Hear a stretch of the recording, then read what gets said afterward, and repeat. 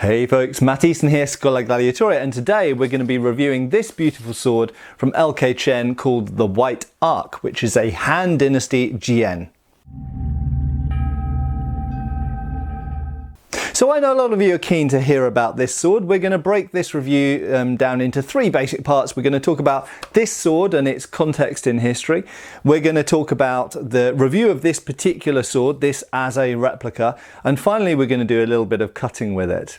So some context of the White Arc sword. Well, firstly I should say that it is a one-for-one replica of a sword that's in LK Chen's personal collection. So it is a literal replica of a real surviving sword from the Han Dynasty, which is roughly 200 BC to 200 AD, so around 1 AD kind of period, essentially the Roman era in Europe.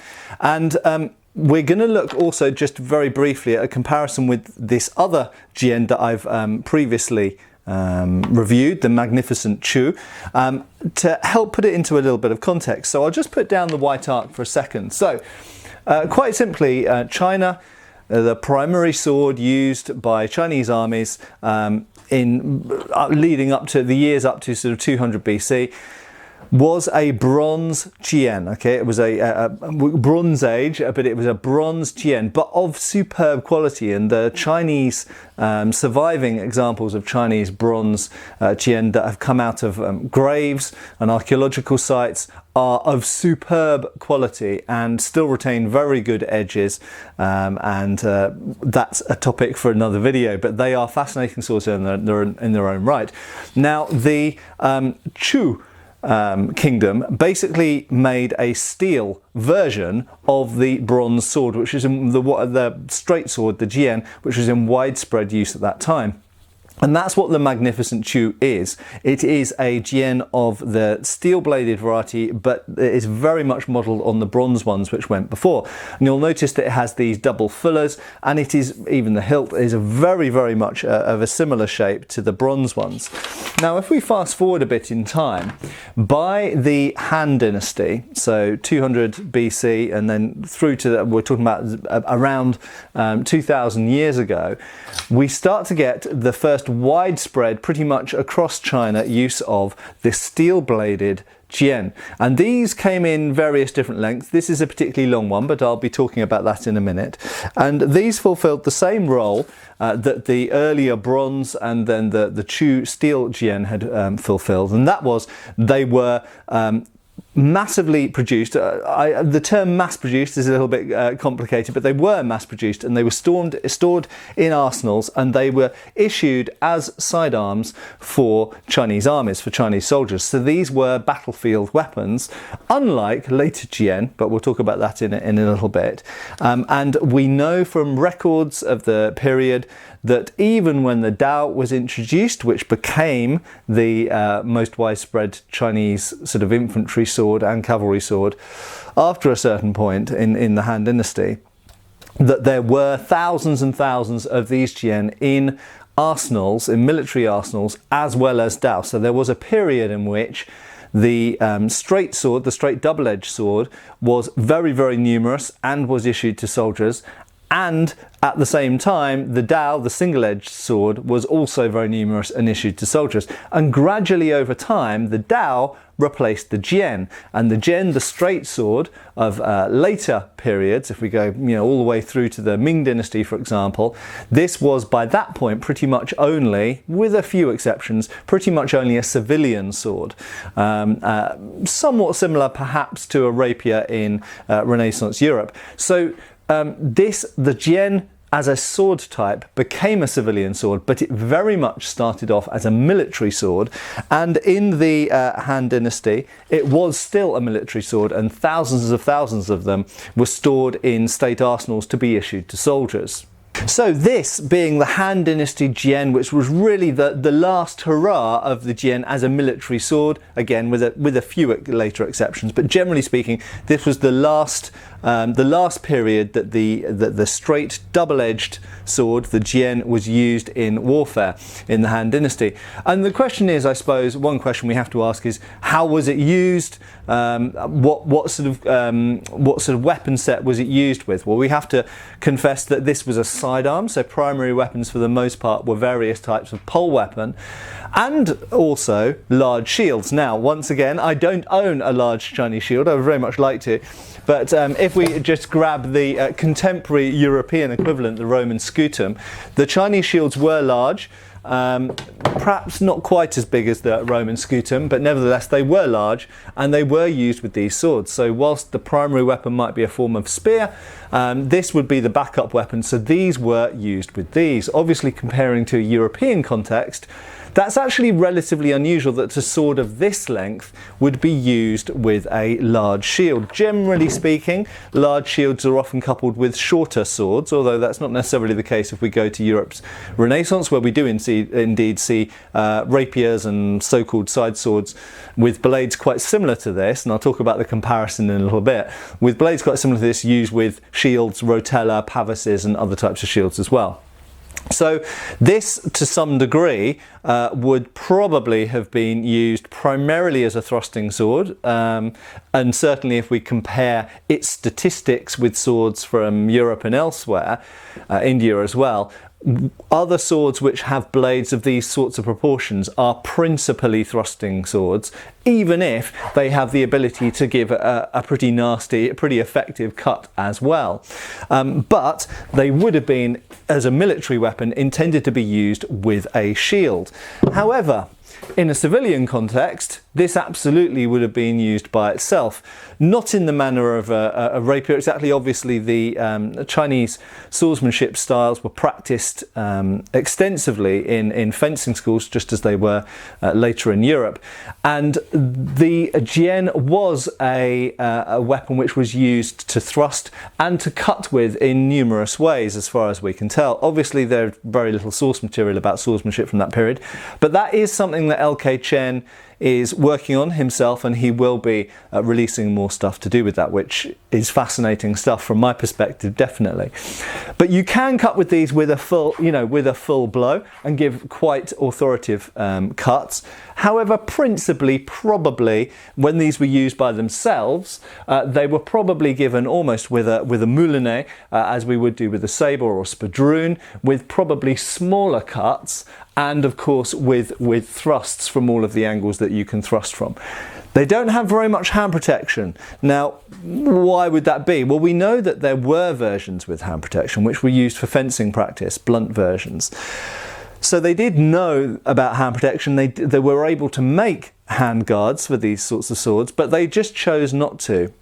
Who knows why? There's probably various reasons. One, certainly as a military weapon, if you're using it as a military weapon with a large shield, you don't really need a big handguard, and in fact you might not want one because it might get in the way of accessing the weapon quickly, getting it out, and indeed of wearing it, and it might get caught up on the shield or the spear or the clothing or armour.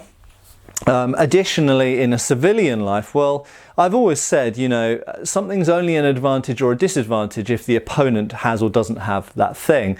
And if nobody has complex handguards, well then all things being equal. But this is a slightly different situation because we know that they knew about complex handguards and they did use complex handguards for practice. So why didn't they have them on their sort of dueling or self-defense weapons? I don't know is the short answer, but it is an interesting topic and maybe one to explore in another video at some point. So these were used in civilian life, they were used in courtly life, they were used in self-defense, and they were used in war with shields and against armour and in armour. Now, one thing I would want to just mention about the historical context of this particular sword, the White Ark, or the original that this is based on, is that it is possible that being a particularly long-bladed, and we'll look at the stats in a minute, being a particularly long-bladed variant of the Jian, it is possible that this exact example was principally either a civilian one or perhaps a cavalry one. And you've got to bear in mind that when people were using the Jian, they might be on horseback, they might be on foot, and you might prefer different lengths of blade for that. When we look at the Dao that replaced the Jian in widespread infantry use, it is one of these, which I'll be reviewing in a future video. And you can see that it is a short sword of a sort of length that indeed you might more commonly expect to be used with a large shield. Obviously much more convenient, much easier to wear, much easier to draw quickly, and in shield to shield fighting, it's of gladius kind of length and is more applicable to large shield use. When we compare it to this, in fact, we find cavalry versions of these, again, which I'll be looking at in a future video. So there are cavalry versions of these, which are much longer and they're more comparable to the White Ark. So it is possible that the White Ark was either a multi-purpose sword, or it was a civilian sword, or it was a cavalry or a mounted officer's or soldier's sword. And it might be that this particular sword wasn't necessarily intended to be used with a large shield. We just don't know. So as promised, does this compare with the European Rapier? A lot of people have made this comparison because the blade is relatively narrow and relatively long. Let's just quickly see how long it is. I must point out this is a very light and nimble sword, and this blade put onto a rapier hilt, yes, it is 94 centimeters or 37 inches. So that is equivalent to a medium to short-ish rapier. Okay, and in fact, if I just get my rapier off the wall here, my rapier doesn't have a particularly long blade, and you can see that they are not far off at all. Mine's a blunt fencing one, incidentally, that's why it's got a blunt end. But in terms of the blade proportions, the sort of width and the length, they are very, very similar. But there is a big difference in how they handle, and that is European swords, certainly of the Renaissance, have complex hilts on them and large pommels, which utterly changes how the sword behaves and handles. With the Jian, because relative to its total mass, which is light, I should point out, it's around 800 grams, more of that is towards the tip. So this feels like a sword which is able to give more authority in the cut, because the centre of gravity is further away from the hand than most rapiers would be. As you can see, it's that's probably about 10 inches away from the hilt, and so it's got quite a lot of authority still towards the tip, even though it's overall a light and narrow and relatively tapered and thin type of sword blade. In terms of the point control, that also has a knock-on effect in that when you rotate the sword, it doesn't rotate around the point.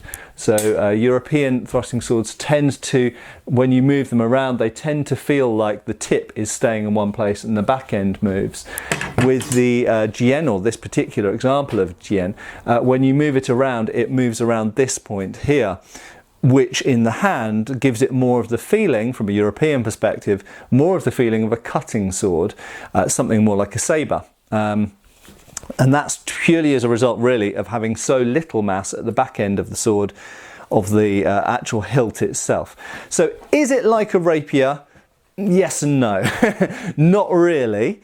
But for its time, bearing in mind this is a 2,000-year-old design, if we compare it to swords in Europe, such as the gladius, the Sparta, various types of Falcatra and copies and all this, in the grand scheme of things, yes, it is more like a rapier than they are. It is relatively like a Roman Sparta, it has to be said, especially in the blade section and the overall look and shape of it. It is like an elongated version of a Sparta. And I should reiterate that this is a particularly long one-handed example. There were, of course, shorter ones, and they would be closer still to the Roman Sparta. So let's review this actual sword, as a modern object. Okay, so again, following my golden rules, which if you want to know more about, if you look at the Matt Easton website that's linked below this video, you can find out what my golden rules to sword replication are there. But it does very, very well on that kind of metric. Okay, so let's look at the blade first and then the hilt. So in terms of the blade, the finish of it is beautiful. It is, let's see if we can see in the camera, let's see if we can get the autofocus to comply. Probably not. Oh yes, there we go. So you can see that we've got a complex structure in here. It's essentially pattern welded and lightly etched.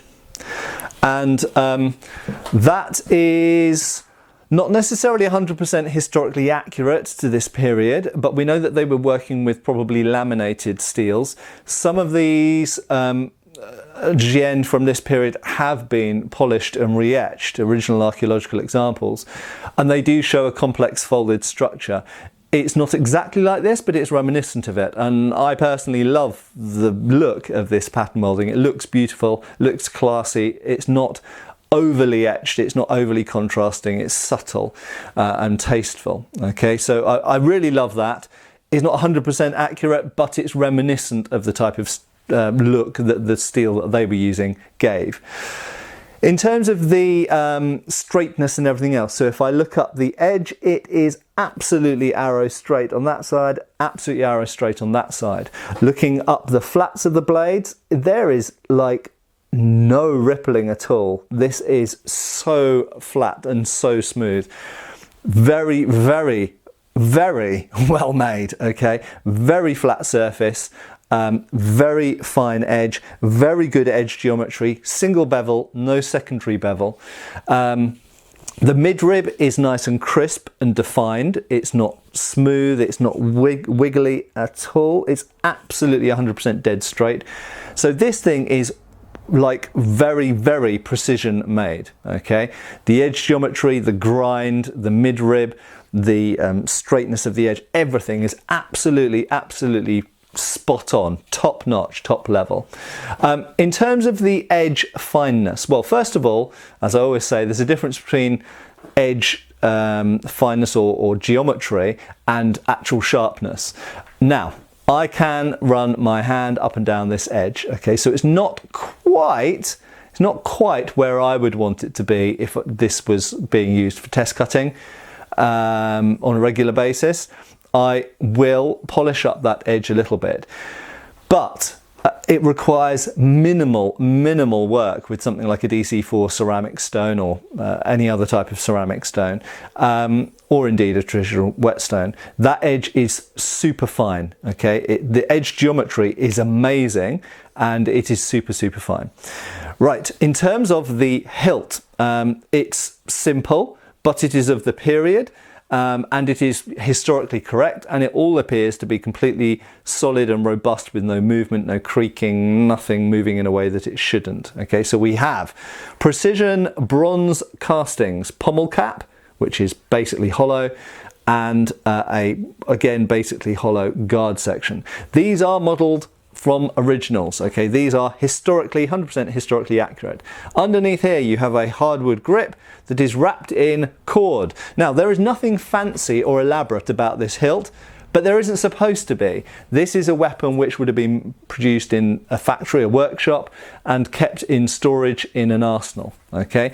This is essentially a mass-produced, simple but good quality weapon. So it is simple. Now, aesthetically, I do personally prefer the more detailed look of the Chu Jian, and I prefer the detail of it and also just the general overall shape of it, which is modelled on earlier Bronze Age ones or bronze swords. However, this is the Han Dynasty style, and that's the style that they are. So, you know, a replica is a replica, and this is a replica of lots of surviving examples from the Han Dynasty. And they've got it absolutely spot on. Everything fits really well. You'll notice if we look at the way that the blade fits into the guard, it fits fantastically. There is no wiggle or movement at all. You can see where the wood seats into the base of the guard. The pommel is 100% rock solid. I believe, I'm not 100% sure, but I believe that it essentially has kind of ears or languettes coming down internally and is then pinned through. I believe that's how it's constructed. I've certainly seen originals constructed like that. So there's no visible pin or rivet at the outside because it's done internally underneath the grip. And if I smack it, there's no vibrations or creaks or anything. Everything's absolutely rock solid. How does it feel? It feels dreamy. It just feels absolutely lovely. The grip is oval, which helps with edge alignment. The cord wrap, although it's simple and it looks a little bit like string, I would say that maybe they want to try something that looks a little bit more expensive. But that being said, this is historically accurate, so you know, who am I to criticise that? And it gives a good grip. Incidentally, the Magnificent Chew, which is wrapped with shiny black wrap, which looks a lot nicer, this is a more slippery grip than the White Ark. The White Ark does have a better grip on it, and your hand really stays where it should be on the weapon. Now I want to talk specifically also about the durability of this. So I know that Scalagrim has reviewed this very same sword. And that's great. I really enjoyed watching the review. I know that he had a blade issue, and I think we have to concede that all blades of these sorts of proportions, under certain circumstances, will bend, and it's better to bend than break. So I'm not going to dwell on this point too much, but fundamentally, if you take a rapier blade or a spadroon blade, or an extreme example, a small sword blade, or indeed one of these, and you hit it really strongly into wood, not to say that that's abusive testing, because I actually quite like that, and I'm not against doing that myself at all, but there is a point at which if the cut fouls, if the cut twists, if you do it against a solid enough piece of wood in the wrong way or some other target, then you might end up with a bent blade. And I should also point out that some really quite beefy bladed swords made by very famous companies have also bent. So I'm afraid that's the nature of swords. If you're going to hit a tough target with a sharp sword and you mess up the cut or something goes wrong, then you might end up with a bent blade. Better a bent blade than a broken blade. A bent blade can be straightened, hopefully, some of the time. In terms of this specific sword, from my point of view, I do think it's a relatively fragile blade, not for any mechanical reasons. It's clearly good steel, and it's well heat treated. It's got a good spring to it. Incidentally, I have no qualms about doing this on camera and giving it a good old flex. I'll do it this way in front of you with a stool. I can push down and push there, and returns to true, no issue. I trust this blade totally, but you have to recognise this is a 37-inch blade that is fairly slender. It's akin to a rapier. So if you strike with it like you would strike with a broad-bladed sword, an arming sword or a falchion or something like that, then something might give at some point. Right, that's all I'm going to say on that topic. So, finally, let's go and actually have a little bit of fun with this Jian and see how it does in some simple cutting.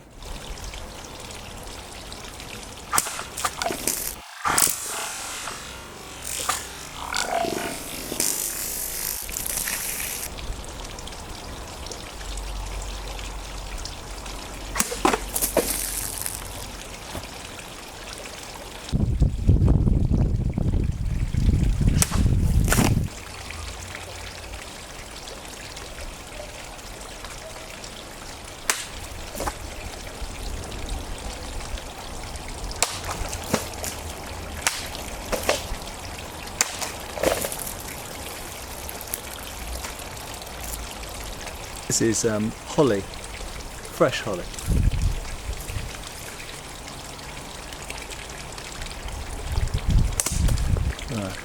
This is a very clean cut.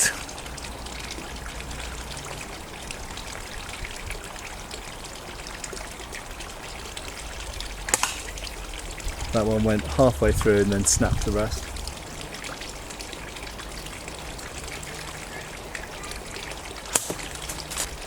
That went almost all the way through cleanly and just broke a little bit at the back.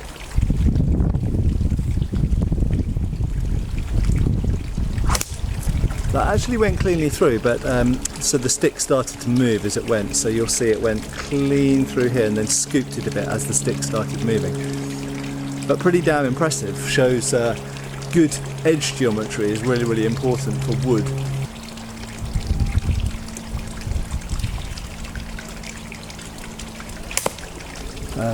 Pretty damn clean actually, just a few fibres that snapped off in the middle, but fairly clean cut. Super clean.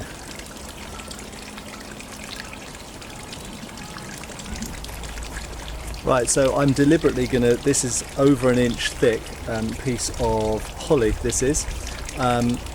relatively freshly cut a few days ago. I'm not going to do a full power cut on this. I'm going to do a medium power diagonal cut and just see how the blade handles the wood.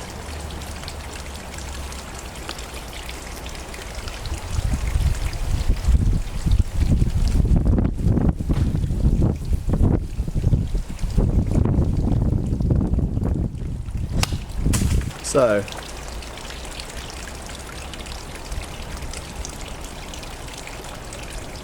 the blade is perfectly straight, no edge deformation or anything like that. This is a very, given that that was a really relatively weak cut really, just from the wrist, that is super impressive. Look how clean that is. I'll just break it off so you can see. See how clean that is? And that is a large piece of wood. Let's try another one on this end.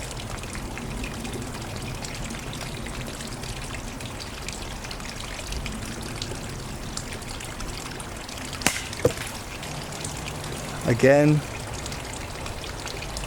no problem with the edges at all. Everything's perfectly straight. That's more than 50% the way through the whole thing. I don't know if you can see that on camera, but that is a decent cut. I'm now going to try giving it a little bit more force. Okay, so I'll aim to cut this end. You can see what I've done here, so it will be down below that.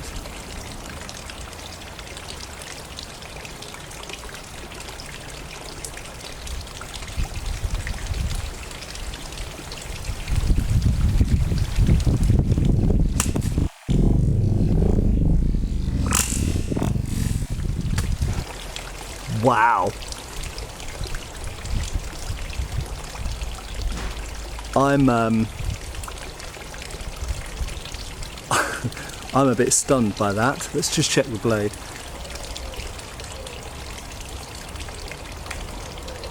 "100% straight, no problem at all. No edge curling, no burring, nothing. The edge is perfectly fine. That is what you call a clean cut. This is holly wood, cut about 3 days ago. So to conclude, how did the white arc do? Well, it is perfectly straight, thankfully, and it is really fun to cut with. Yes, there's no bends or anything like that. There was no issue. This is the Scabbard, incidentally. I realised I didn't really review that, but you've got a matching bronze end piece that matches the pommel, and it's tastefully done and matches iconography from the period, from the Han Dynasty. It did well. So generally speaking, it didn't quite cut the bottles as well as I expected, but that is because I'm able to do this with the edge. So it has fantastic edge geometry. It just doesn't quite have the shaving kind of sharpness that I would expect from a sharp for bottle cutting. So it needs a little bit of polish to the edge, but the edge geometry is fantastic. And therefore against wood where you don't need so much sharpness but you do need good edge geometry, it did well. It did better than I expected actually against wood. So good against wood, okay against bottles. It could be amazing against bottles, I think, if it just had that final polish on the edge. So it did very, very well. There was one issue, and one issue only, and that is, so obviously some of the testing, certainly on the thick wood, you might deem as sword abuse. That's fine if you want to think that, but it's roughly equivalent to a large bone, like a thigh bone, or a horse's leg, or something like that. I did pick up one tiny bit of, you could call it quite damage, but not to the blade, actually slightly to the hilt. So there is now a very slight, I'm going to see if I can get this on camera for you. You can hear that. There's a very slight bit of wiggle to the guard now. Okay, very, very well. It moves about maybe 1 millimeter to 2 millimeters each side now. So however that's secured, and I think that, like most makers these days, I think that LK Chen use a bit of epoxy in there, and I think the epoxy has probably just come unstuck. So there is now a tiny bit of movement in that guard. Does it really affect the use of the sword? No, not really. It can't get any worse because there's nowhere further for the guard to move, because the aperture for the blade for the tang is quite tight. But anyway, that's something to mention and to show to you guys that I'm being truthful about, you know, what issues I may or may not have encountered here. So the blade performed fantastically, and bear in mind this is similar to a rapier blade. So for all those people who say rapiers can't cut, well, you could stick this blade on this hilt and you'd have a rapier. I don't think anybody would question that that would be a form of rapier, and it'd be a light and nimble sword, and you can cut through a fairly chunky piece of wood with it if you get the cut and the angle and the distance just right.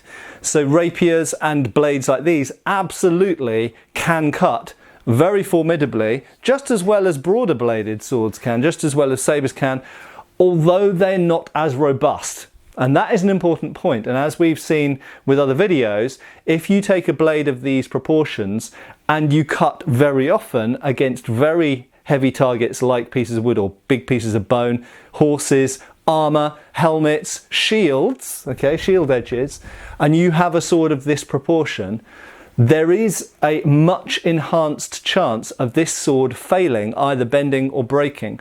Whereas if you have a bigger blade, like a arming sword or a longsword blade or a sabre or a falchion or whatever, there is less chance that the blade will fail in use. So yes, these absolutely can cut with bags of power, they can cut through big bits of body, but they are more likely to get damaged if they're striking into harder, heavier objects. It's just to do with basic physics. Okay, so I hope that's been a useful review. This is a lovely sword. I'm going to have a lot more fun cutting with this in the future, and I know that people who come around to my house for cutting parties, they will get to borrow this and they will enjoy cutting with it as well. It's a beautiful handling sword. It cuts fantastically, and it's historically important. It is the last type of military Jian that was used in China during the Han Dynasty before the Dao really took over as the military sword. These were, however, retained later as dueling, civilian and courtly weapons. Thank you very much for watching. Check out the link below to LK Chen's website. Give me, please, a like and a subscribe. Spread the video around, spread the love, and come back again for another sword review or another video on Schola Gladiatoria channel really soon. Cheers, folks! Thanks for watching. We've got extra videos on Patreon. Please give our Facebook a like and subscribe if you haven't already. Cheers, folks.